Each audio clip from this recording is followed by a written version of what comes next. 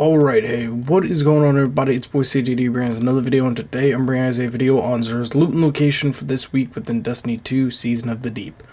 We're going to be going ahead, taking a look at his whole inventory, seeing what we can pick up this week, seeing what's good, what's bad, giving thoughts, etc. So, what do you got for us, Xur? The first thing that he's going to be having is Coldheart. Coldheart is a trace rifle that is an arc, which is kind of funny because it's cold, but usually electricity is pretty warm. You know what? I'm not even going to get in the physics of this.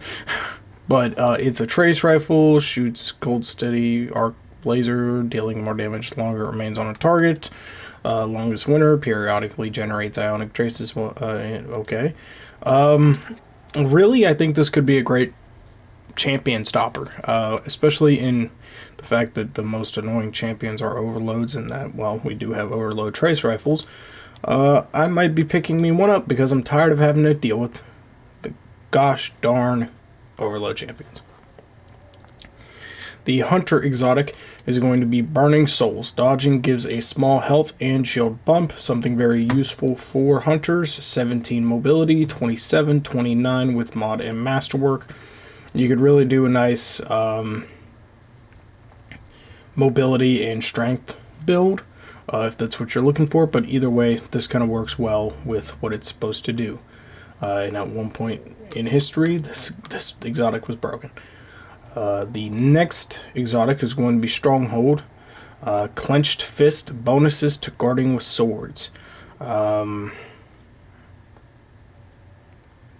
Okay, take reduced damage while blocking with a sword, rapidly defeating targets after blocking shots with a sword, crest restoration.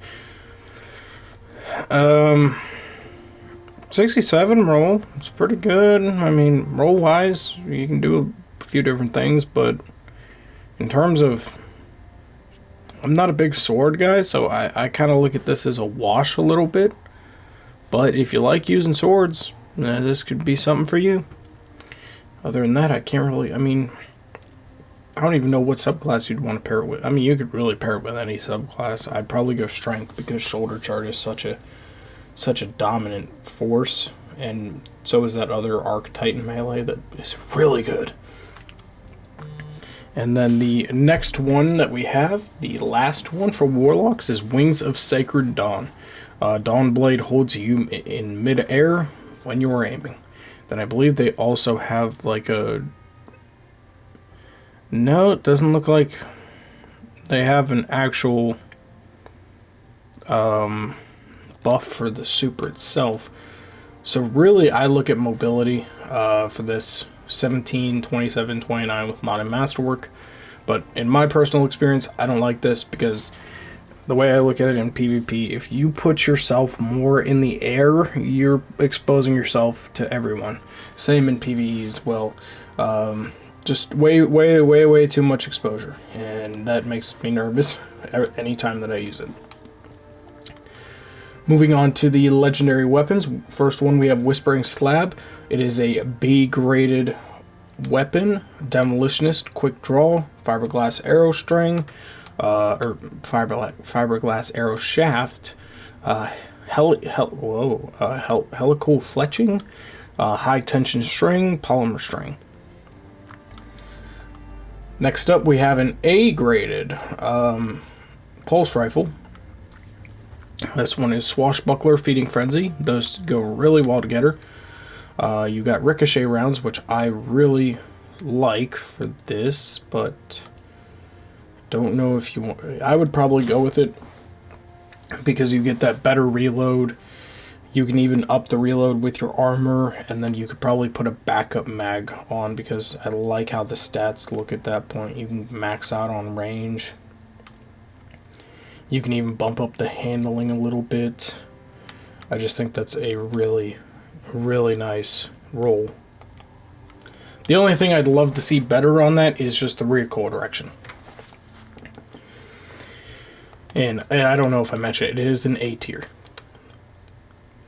Moving on, Extraordinary Rendition, a SMG. You have a C tier with tap the trigger, overflow, accurized rounds, flared magwell, fluted barrel, and corkscrew rifling with 97 recoil direction. You got stability masterwork, good range. You can still up that stability a little bit, but all in all, it looks okay, but it's kind of mid. Moving on, we have, oh god, Fractists. This one is graded at an F. Thresh, full auto, pennant mag, steady rounds, corkscrew, full choke. Thresh, honestly, I don't think this is that bad of a perk. What I'm looking at is this one. Full auto is completely and utterly pointless because we have a nice little feature where you can go in and where oh yeah, wait, yeah. Full auto firing. You can literally just turn on full auto permanently for every weapon, and it's a setting within the game, so you don't even have to use a mod. So this is automatically just, it's a waste of a perk. Moving on, we have Path of Least Resistance. It is a trace rifle, yet again, so remember, this can also be very useful against those champions. One for all, hitting 3 separate targets, increases damage for moderate duration. Stats for all, hitting 3 separate targets, increases weapon handling.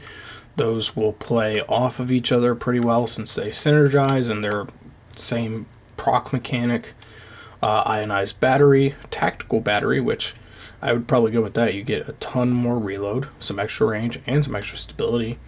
And then you have chambered compensator, corkscrew rifling, and some extra handling. I think this is a pretty solid one. It's graded at a B, so like GG, and the people agree.